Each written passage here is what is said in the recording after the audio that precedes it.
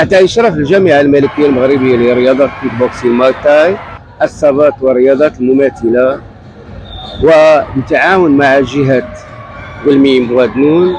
وكذلك الأكاديمية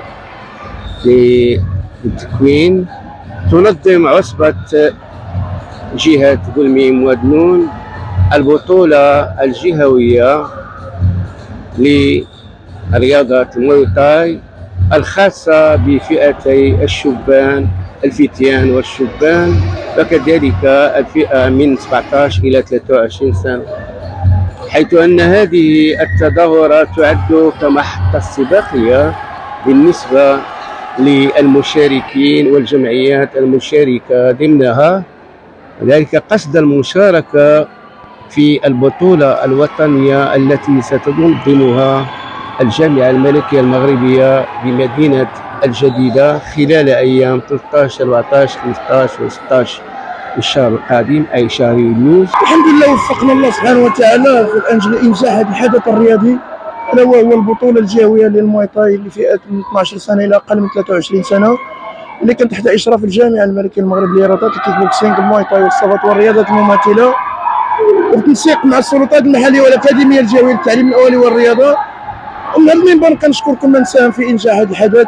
من الجمعيات المشاركة التي من قريب أو من بعيد، وايضا الابطال اللي كانوا في مستوى الحدث، وايضا كل من ساهم من الموقع ديالو في انجاح هذا الحدث، اللي ان شاء الله داخل اطار الاستعدادات البطوله الوطنيه سوف تقام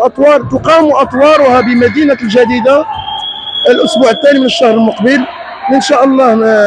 ابطال جهه قلميم وادنون في فئه الفتيان والشبان اللي غادي يكونوا ان شاء الله حاضرين، وفي القريب العاجل تقريبا يومين مورا رمضان مورا العيد ان شاء الله غادي يدخلوا في واحد المعسكر تدريبي مغلق اللي فيه 10 ايام من شهر منه غادي يمشي يشارك. وهذا الشيء كامل الحمد لله ما جاش من فراغ، جا من خلال تجربه وباكاج كبير، وفي نفس الوقت واخا انه العصبه انه فتيه النشأه اللي ما مرتش على التاسيس ديالها اكثر من 3 اشهر، ولكن الحمد لله من خلال التجربه ديالنا كنحاولوا اننا نسيروا وننظموا بطريقه احترافيه، وهذا جا من خلال التجربه ديالنا من خلال 20 عام ديال التسيير والتنظيم كجمعيه ولا كناس اللي انهم اللي في الموقع المسؤوليه. وواحد الامر اللي هو مهم ان شاء الله انه الحمد لله اننا الثقه ديال الجامعه والمكتب المديري ديال الجامعه من اجل ان شاء الله ما بغيتش نحرق المراحل، ولكن غنعلن عليها بطريقه غير مباشره انه ان شاء الله مقبلين في جهه المدن خصوصا في هذه القاعه المغطاه غادي تنال واحد الاحتضان ديال واحد من البطولات الكبار ان شاء الله اللي غادي تكون في اللي كتستحق بصراحه هذه الجهه هذه العزيزه على كل المغاربه. وكما كتعرفوا الحمد لله حنا ديما كنتمنى الله انه وفقنا ان نبقاو دائما سايرين على النهج التربوي والرياضي اللي اوصانا بحامل حمايه الوطن وفدنا الرياضي الاول صاحب الجلال محمد السيد نصر العيد.